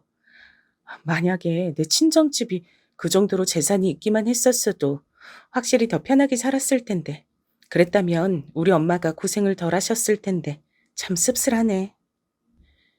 앞서 밝혔던 것처럼 친정은 형편이 좋지 못했기에 오빠와 언니가 일찍 취업 전선에 뛰어들었습니다. 약간 늦둥이라고 할 수 있는 저는 오빠와 언니 덕분에 학교 다니며 편하게 학원도 끊고 매점에서 맛있는 것도 사 먹을 수 있었던 거예요. 형편이 어려워졌던 이유는 아빠께서 주식으로 전 재산을 날리셨기 때문입니다. 전 재산을 날리신 것에 그치지 않았죠. 자괴감에 빠지신 친정 아빠께선 모든 의지를 잃어버리시고 일도 그만두신 채 술에 빠져서 지내기 시작하셨으니까요. 전 재산이 날아갔던 주식, 그것은 친정 아빠의 오랜 지인이 강력하게 추천해 준 것이었습니다. 근데 알고 보니까 그 오랜 지인이란 사람은 혼자서 일찍이 발을 빼서 손해를 보지 않았더라고요. 그걸 아시고 아빠께서 배신감에 몸서리 치셨던 거죠. 자식만 셋이었고 친정 엄마께선 가만히 계실 수가 없었습니다. 공장에 들어가셨다가 벌이가 여의치 않고 어린 제가 걱정되기도 하셔서 다른 일을 찾으셨는데 그게 바로 식당 일이었습니다. 식당의 주방 뒤편에는 쪽방이 있었고 전 거기서 혼자 손장난을 치고 그림을 그리면서 시간을 보내기 일쑤였죠. 엄마께서 쉬지 않고 열심히 일하시는 모습을 보며 오빠와 언니는 결의를 다졌죠. 둘 다 일을 악물고 성인이 되자마자 부지런히 돈을 벌었습니다. 자식들이 그렇게 사는 모습을 보시고 그제서야 아빠께선 정신을 차리셨죠. 자존심이 상해서 아무 일이나 할 수 없다고 하셨던 과거를 접어두시고 청소 일을 다니기 시작했습니다. 그 변화가 너무나도 친정엄만 감동적이라고 하셨더랬죠. 전 막내라서 그런가 조금은 철없는 질문은 친정엄마께 드린 바 있었어요. 왜 어째서 친정아빠와 이혼하지 않으시고 돈을 버시긴커녕 돈을 까먹고만 계시는 걸 그간 참고 받아주며 사셨는가 하는 궁금증이었습니다. 사랑은 다른 게 아니야. 기다림이야. 그리고 인내야. 그게 없인 사랑이란 걸 할 수가 없어. 친정엄마께서 그렇게 대답해 주셨던 순간 제 가슴에 깊은 울림이 일어났었죠. 제 가족이 더욱 소중하게 느껴지게 된 순간이었습니다. 오빠와 언니가 차례로 결혼하고 가정을 꾸렸으며 더 이상 돈 한 푼 때문에 가슴 졸이며 아쉬워하지 않아도 되는 상황이 왔건만 엄마께선 도무지 쉬실 줄을 몰랐습니다. 이제는 식당 일을 하시는 게 인으로 바뀌어버렸다고 하셨죠. 식당은 대단히 잘 되지도 못 되지도 않는 곳이었습니다. 사부작 움직이며 일을 하시기엔 딱이라고 친정 엄마께서 그러셨어요. 그래서 저희 삼남매 중에 아무도 친정엄마를 적극적으로 일을 그만두시게끔 하지 못했습니다. 그게 지독한 후회로 남을 줄도 모르고 그렇게 굴었습니다. 늦게 퇴근하시는 날이면 식당 앞으로 아빠께서 가셨고 집까지 함께 돌아오셨죠. 두 분이 그렇게 지내시는 것이 좋았습니다. 엄마께서도 힘들어도 꾹 참고 살다 보니 결국 이렇게 평안하고 좋은 날이 왔다며 행복해 하셨고요. 그런 나날이 오래 이어지지 못할 것도 모르는 채로 모두가 마음을 놓고 있었던 거예요. 불행은 아무런 예고도 없이 닥쳐왔습니다. 유독 피곤하고 살이 자꾸만 빠지는지 바지에 허리가 헐렁하다고 그런 말씀을 엄마께서 자주 하셨다고 아빠께서 슬프게 알려주셨죠. 쉬는 날을 이용해서 병원을 가보신 엄마께선 정밀 검사를 받아야 한다는 소견에 불안해지셨고 안 좋은 예감은 맞아 떨어지셨습니다. 암이었고 무려 사기였습니다. 멀쩡히 식당 일하시면서 지내고 계셨던 분이었습니다. 그런데 어떻게 시한 비울 수가 있단 말입니까? 믿어지지가 않았어요. 하지만 병원에 입원하신 이후로 엄마께선 속절없이 상태가 나빠지기 시작하셨습니다. 당신께서 시한부가 맞다는 걸 증명하기라도 하든 말입니다. 기적을 믿고 싶었습니다. 기적이란 것에 기대어 끝까지 포기하지 않고 싶었어요. 남편은 저에게 다른 건 아무것도 신경 안 써도 되니까 엄마 곁에 있으라고 귀중한 시간을 앞으로 낭비하지 말라고 그렇게 절 배려해 주었습니다. 하지만 시어머니께선 이게 안 입고 오신 모양이었어요. 굳이 그렇게 매달려서 난리를 쳐야 될 일인지 모르겠네. 그렇게 큰 대학병원인데 어련히 알아서 진단을 내렸을까 봐. 내 아들은 내팽개치고 병원에나 붙어 있고 해도 너무하네. 제가 병원에 있으면서 남편과 통화를 할 때였는데 옆에 시어머니께서 계신지 목소리가 들려왔습니다. 제가 들어도 상관없다는 식이 아니라 제가 들었으면 하셔서 그렇게 크게 말씀하신 것 같았어요. 그래서 집에 시어머니께서 와 계시냐 그랬더니 그게 아니라 남편이 시댁에 들른 것이라고 했습니다. 시어머니께서 밥 차려주겠다고 남편을 부르셨다 그랬어요. 시어머니의 발언에 화딱지가 났으나 그런 것으로 감정과 시간을 소모할 여력마저 없었습니다. 엄마가 뭐든지 최우선이었으니까요. 간절하게 기적을 바랬으나 안타깝게도 엄마의 상태는 점점 더 나빠져만 갔습니다. 한 번은 발작이 와서 의료진이 긴급하게 와서 응급조치를 한 끝에 간신히 의식을 되찾기도 하셨어요. 전 겁이 났습니다. 엄마, 제발 죽지 마요. 나 두고 가지 마세요. 나 아직 엄마 없인 안 된단 말이에요. 제가 울면서 그런 소리를 하자 엄마께선 인자하신 얼굴과 목소리로 저에게 이런저런 말씀을 해주셨습니다. 지금 생각해보면 모든 기력을 다 끌어모으신 것이었어요. 네 오빠하고 언니는 내가 사실 준비가 안 됐을 때 낳았었어. 네 오빠를 가지게 돼서 급하게 결혼을 했었으니까. 게다가 네 언니도 연년생으로 태어났었으니. 오빠가 생겨서 부모님은 급하게 살림을 차리셨고 금방 언니도 생겼습니다. 언니가 뱃속에 생겼을 때 친정 부모님께서 깜짝 놀라셨다고 해요. 설마 그때 임신이 될 거라곤 예상치 못하셨다고 하더군요. 금세 자식이 둘이나 됐으니 양가의 어른들께서도 신경을 많이 써주시면서 참견도 많이 하셨다네요. 그래서 엄마께선 정신이 쏙 빠진 채로 하루하루를 사셨대요. 그러다가 내 나이 30에 널 가졌을 때 얼마나 행복했던지 몰라. 아, 이제야 내가 내 자식을 준비가 충분히 된 상태에서 만나볼 수 있겠구나 싶더라고. 뱃속에서부터 차근차근 마주했던 유일한 자식이 바로 너였어. 넌 존재 자체로 나에게 감동이었지.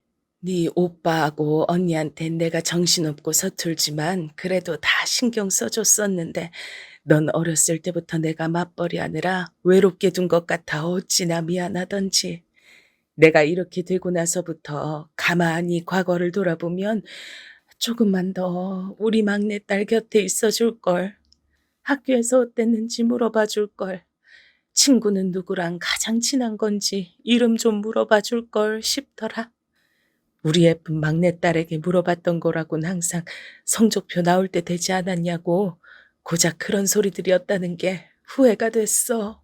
친정엄마의 잔잔한 말소리를 들으며 전 울고 웃고를 반복했습니다. 성적표 얘기를 자주 물어보셨으나 정작 제가 받은 성적이 어떻든 혼내지 않으시고 저에게 그저 잘했다, 수고했다 하시며 머리를 쓰다듬어 주셨던 분이 바로 친정엄마셨어요. 하지만 난 엄마가 요리를 잘하셔서 좋았어요. 식당에 아무도 없을 때 내가 테이블 하나를 차지하고 앉아서 모든 반찬을 다 먹을 수 있어서 그게 즐거웠어요. 엄마는 매일 바쁘셨지만 단 한 번도 나는 끼니를 거른 적이 없었던걸요? 다 엄마 덕분이에요. 엄마표 특제 된장찌개 먹을 땐 세상에서 가장 행복한 사람이 된 것 같았어요. 맞아. 너 그거 외가 식구들 닮아서 그래. 된장찌개에 고추장 조금 넣고 끓이는 거. 그런 거 외가 입맛이거든. 된장찌개 안 하면 밥 한 공기 뚝딱 하던 우리 막내딸. 앞으로는 앞으로 살 뺀답시고 밥 줄여 먹지 마. 우리 예쁜이 막내딸은 밥 잘 먹을 때 복스럽고 좋아. 알았지? 내가 다이어트 한다고 살쪘을 때가 20살이었어요. 엄마, 나 이제 그런 거에 너무 집착 안 해요. 인생을 너무 팍팍하게 살고 싶지 않아졌어요. 모든 사람이 오래오래 살다가라는 보장이 없잖아요. 언제까지 살지도 모르는데 아등바등 살이나 빼고 싶겠어요? 그렇구나. 내가 오래오래 못 살아서 미안해. 우리 막내딸, 어떻게 사나? 내가 더 지켜봐줘야 하는데, 그러질 못하고 떠나서 너무나도 미안해. 태어나서 그렇게 슬픈 순간은 처음이었어요. 사랑하는 친정엄마가 죽음을 앞두고 계시는데 제가 그걸 막을 도리가 없다는 것이 절 미치도록 무력하게 만들었습니다. 오열하며 무너져 내린 절 오빠와 언니가 다독여줬죠. 그리고 아빠께서 든든하게 친정엄마의 마지막 순간까지 바로 곁에서 바라보시며 지켜주셨어요. 자식이 줄 수 없는 사랑은 배우자만이 줄 수 있는 것이겠죠. 아빠께서 꼭 손을 잡아주시자 엄마께서 편안한 얼굴로 희미한 미소를 지으시는 걸 볼 수 있었습니다. 마지막에 미소를 지으신 뒤 세상을 떠나셨어요. 고통이 가득했던 육신을 벗어던지시고 부디 저 하늘나라에선 아픔 없이 자유로우시기만을 바랬습니다. 잘 보내드렸다고 생각했으나 후유증이 컸어요. 이런 저를 남편은 충분히 이해해 주었습니다. 남편하고 제가 공통적으로 분식류를 좋아해요. 그래서 사다 먹기도 했으나 종종 집에서 직접 만들어 먹기도 했죠. 엄마께서 떠나시고 나서 비록 적응은 안 됐으나 그래도 어떻게든 제 일상으로 잘 돌아왔다고 생각했는데 이따금씩 저도 모르게 멍해지곤 했어요. 라면을 끓인답시고 끓는 물에 면까지 다 넣은 뒤에 그걸 깜빡한 거예요. 라면 냄새를 맡으면서 예전에 라면에다가 국수 면발 좀 넣어서 엄마가 해주시곤 했는데 형편 때문에 그런 것이었는데 그땐 그런 줄도 모르고 특식이라고 생각했었지. 이런 상념에 빠져 있었던 거죠. 제가 라면을 끓이는 동안 얼른 세수하고 씻고 나오겠다고 했던 남편이 욕실에서 나오자마자 깜짝 놀라 부엌으로 달려가지 않았다면 냄비는 더 엉망이 됐을 거예요. 제가 남편에게 정말 미안하다고 라면을 끓이다가 깜빡 다른 생각을 해버렸다 그랬는데 남편이 아무것도 묻지 않고 그저 괜찮다고 해줬어요. 원래 같았으면 되게 퉁명스럽게 저한테 잔소리를 날렸을 사람인데 제가 힘든 걸 알고는 배려를 해주는 게 느껴져서 고마웠습니다. 사람은 힘들고 괴로울 때 내밀어진 도움의 손길을 절대 잊지 못한다고 하잖아요. 그래서 남편에게 감동이었어요. 이런 게 가족이구나 싶었습니다. 남편과 제가 이제 영락없이 한 가족이란 것이 그때 제대로 실감이 되었던 듯 싶어요. 김밥을 싸다가 망쳤을 때도 마찬가지였죠.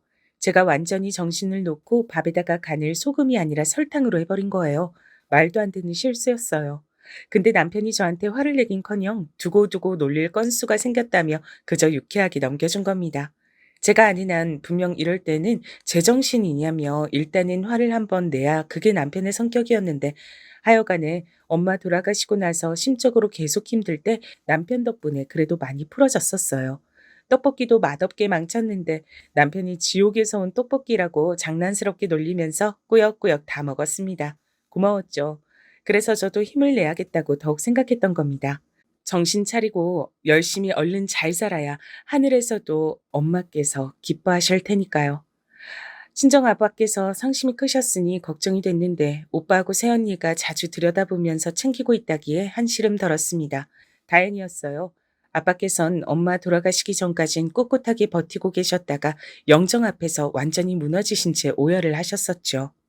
당신은 이렇게 갈 사람이 아니었는데 전부 나 때문이야. 나같이 못난 남자를 만난 것 때문에 당신이 이렇게 된 거야. 불쌍한 당신. 더 잘 살 수 있었는데 나만 아니었어도 그럴 수 있었는데 내가 못나서 이렇게 됐어. 당신이 불쌍해서 견딜 수가 없어.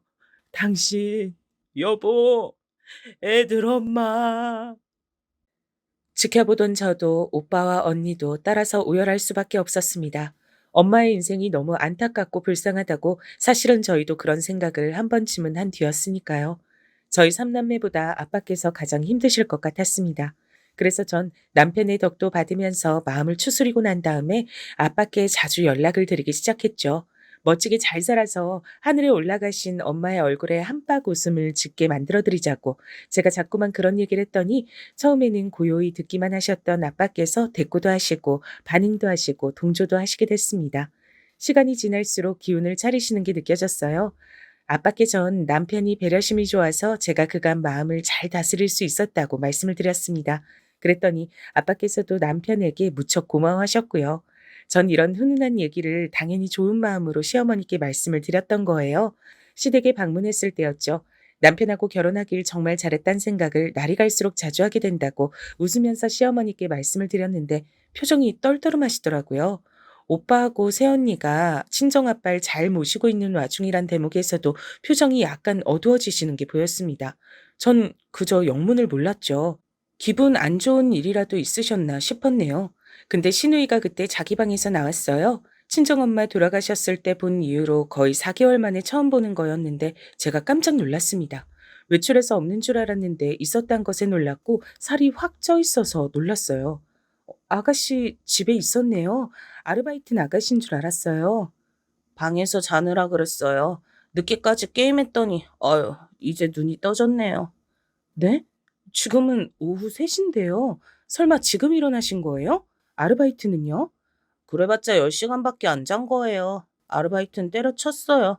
다니나 안 다니나. 별로 제 인생에 도움도 안 되더라고요. 입이 떡 벌어졌습니다.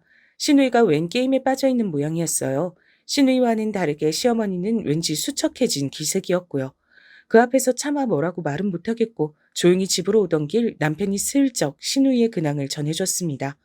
본인이 대략 들어서 알기론 신우이가 아르바이트 하던 곳에서 점장인지 하는 사람과 대판 싸워서 그만둔 것이고 그래서 시어머니께선 당신의 사촌 자매에게 연락을 하셨다네요. 그분이 가게를 하고 계시거든요. 신우이 좀 써달라 그랬는데 거절을 당하셨대요. 그 다음으론 당신의 친정 새언니 되시는 분께 연락을 하셨고요. 신우이한테 일 좀 달라고 하셨다가 단칼에 거절당하셨다고 합니다.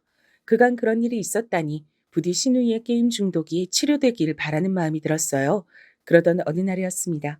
친정아빠께서 오랜만에 모임에 나가셨다가 최근에 유럽을 다녀오신 어떤 지인분께 고급 쿠키 세트를 받으셨다고 했어요. 너희는 이런 거 좋아하지? 그래서 내가 이왕이면 너희 집에 들러서 이걸 주고 갈까 싶은데 오빠나 언니네 주지 그러냐고 하기엔 제가 워낙 그런 걸 좋아하는 입맛이었어요. 남편도 마찬가지였고요. 그래서 사양 안 왔습니다. 퇴근하고 온 남편이 쿠키 세트를 보면 무척 기뻐할 거란 생각이 들어서 즐거워졌죠. 친정 아빠께서 들르시면 커피 한 잔 드리려고 제가 바쁘게 움직이던 바로 그때였습니다. 띵동 현관벨이 울려 보니까 시어머니께서 오신 거예요. 당황한 채로 문을 열어드렸죠. 어머님, 연락도 없이 이 시간에 웬일이세요? 내가 연락을 굳이 하고 와야만 하니? 마침 집에 있었구나. 남자 양말 질 좋은 게 생겨서 여기다 두고 가려 했지. 남편에게 새 양말 세트를 주고 싶어 들리신 것이었습니다. 바로 가보신다 그러길래 제가 민망해서 괜히 배웅을 따라 나갔습니다. 엘리베이터 안에서 양말 몇 개는 이따가 친정 아빠 드리고 싶단 소리를 해버렸어요. 그러자 시어머니께서 웬 사돈 얘기냐고 하셨고 전 친정 아빠께서 이따가 먹을 걸 들고 방문하시기로 했단 말씀을 드렸습니다. 친정 엄마 돌아가신 이후로 아빠께선 처음으로 친구분들과 오늘 만나러 나가신 것이라고 기운 차리신 모습이 너무 다행이고 보기 좋다고 제가 그런 얘기를 신이 나서 늘어놨는데요. 시어머니의 똥 씹은 표정을 보곤 점차 입을 다물게 됐습니다. 기분 안 좋은 일이라도 있으셨는지 여쭈었다가 제가 황당한 소리를 듣게 됐고요. 사람은 누구나 죽기 마련인 건데 거참 다들 유난이고 호들갑이다. 자꾸 그러니까 좀 꼴배기 싫네. 네? 어머님, 다른 누구도 아니고 제 친정 엄마가 돌아가셨는데요. 유난이고 호들갑이라뇨? 말씀이 심하십니다. 누가 보면 부잣집 사모님이라도 돌아가신 줄 알겠어. 식당 일이나 기껏 하던 식당 아줌마 하나 죽은 것뿐인데 애도가 너무 지나치잖아. 지금 식당 아줌마라고 하셨어요? 뭘 그렇게 열을 내니? 나는 사실을 말한 것뿐이야. 고단한 식당 아줌마의 삶 적당히 끝났으니 호상이라고 할 수 있지.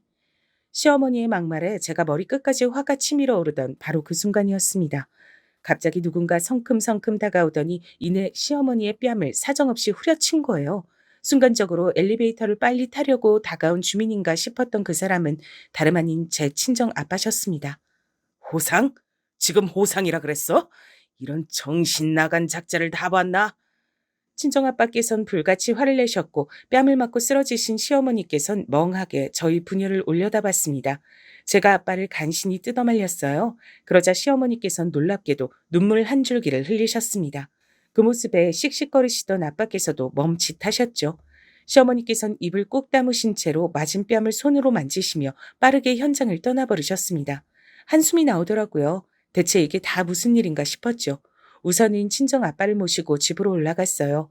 그간 말씀드리지 않았던 시댁의 이모저모, 지금까지의 제 결혼 생활을 조용히 알려드렸고요. 그러다 보니 시간이 훌쩍 갔는데 남편이 귀가를 했습니다. 제가 문자로 상황을 알려놨었는데요. 남편은 시댁에 들렀다 오는 길이라 그랬어요. 우선은 친정아빠를 향해 허리를 숙여 시어머니를 대신해 막말에 대한 사과부터 한 남편은 차분하게 얘기를 시작했습니다. 이런 걸로 절대 변명거리는 안 되겠지만 엄마가 그간 속상하셨던 점이 많았나 보더라고요. 시댁에 간 남편이 대체 왜 그런 막말을 하셨냐고 따지자 시어머니께서 엉엉 우셨다고 하는 겁니다. 그 소리에 놀라 시아버지와 시누이가 방에서 나오니까 시어머니께선 더 크게 우시면서 그 두 사람을 향해 삿대질까지 날리셨다고 하더라고요. 나는 남편이라고 있는 게 찢어 죽이고 싶은 저 인간뿐이고 애지중지 이뻐하며 키운 막내딸은 저 모양 저 꼴인데 걔는 왜 집안 형편도 굳이 이랬으면서 친정 식구들끼리 사이도 좋고 자기 엄마보다 자기 아내를 위한 남편도 얻은 거야. 나는 그래서 걔를 볼 때마다 짜증이 나서 견딜 수가 없어. 집안이 잘났기래, 대학을 잘 나왔기래, 아니면 얼굴이 예쁘기래. 근데 왜 자꾸만 모든 운이 좋은 거야? 시어머니께서 울면서 하셨다던 말씀 중에서 걔는 당연히 저였습니다.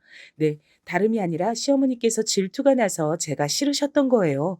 당신께선 결혼으로 한 번도 행복하신 적이 없었고 그나마 자식들 키워낸 보람으로 사셨는데 장남은 이혼을 했고 차남은 결혼 이후 당신보다 저를 더 위하며 사는 것 같아 보이고 딸 하나 있는 건 갈수록 실망스럽고 이런 복합적인 게 쌓인 상태에서 당신께선 친정 식구와 친척에게 도움을 청했다가 거절을 당했는데 저는 친정 엄마 돌아가시고 나서 삼남매가 똘똘 뭉쳐서 친정 아버지를 신경 써드리니까 그것도 너무 싫으셨나 보더라고요. 남편이 절 배려하는 것도 그 배려를 모친인 당신이 받았으면 하는 게 본심이었는데 제가 다 누리니까 저라는 존재가 너무 얄미우셨던 것이었고요. 그랬구나. 어쩐지 어머님이 나를 묘하게 못마땅해 하시는 게 그런 것 때문이었어. 착잡하고 머리도 아팠습니다. 확실하게 이유를 알고 나니까 조금은 개운하기도 했고요. 앞으로 어떻게 할지 고민을 하다가 그냥 아무것도 안 했습니다. 시간이 해결해 줄 일이라고 여겼어요. 전 당연히 그 이후로 시댁의 발길을 끊었고요. 꼭 갈 일이 있으면 남편만 갔습니다. 전 제 친정 식구들과 어울려 지내는 것만으로도 바쁜 사람이었기에 당연히 하나도 안 아쉬웠고요. 시간이 지나서 시어머니의 생신 때가 다가왔을 때 시어머니께선 남편을 통해 당신께서 꼭 받고 싶은 선물이 뭔지 전해 오셨습니다. 그건 바로 저와 화해하고 잘 지내보자는 것이었죠. 별로 그 선물 해드리고 싶지 않았어요. 이게 저의 본심이었고 친정 식구들은 제가 하고 싶은 대로 결정하라고 해줬으나 그래도 결국은 제가 시댁으로 향했답니다. 시어머니가 너무 애틋해서 그랬냐고요? 아닙니다. 사랑하는 제 남편의 모친이시니까 기회를 드려야겠다 생각한 것이었으며 친정 엄마의 인생이 떠올라서 그런 것이었습니다. 만약 바로 다음 날 시어머니께서 사고라도 당해서 돌아가신다고 가정을 했을 때 시어머니의 인생이 어떻게 기억될까 이걸 한번 떠올려 봤어요. 그러자 슬퍼지더라고요. 뭐든지 그 사람이 살아있어야 가능하다는 것을 친정 엄마를 통해 전 배운 뒤였으니까요. 슬그머니 시어머니께서 내미신 손을 못 이긴 척 잡아드렸습니다. 그 이후론 별탈 없이 잘 지냈어요. 시숙의 재혼 문제도 저랑 상의하셨고 신우이 험담도 저에게 하시는 걸 보며 점점 절 의지하게 되셨단 걸 알 수 있었네요. 당연히 친정아빠께 정식으로 사과도 드리셨고요. 친정아빠 역시도 그때 감정이 너무 앞서 있었다며 시어머니께 사과를 하셨답니다. 사과를 설마 받으실 줄 모르셨던 건지 시어머니께선 살짝 감동하신 모양이었어요. 우리 집안은 하여간에 둘째가 최고야. 둘째 아들, 둘째 며느리, 내가 이 둘 덕분에 그나마 웃음 짓고 산다. 저 듣기 좋으라고 하신 말씀이었을 수도 있지만 그게 무탈한 고부관계를 드러내는 것 같아서 제가 배시시 웃고 말았답니다.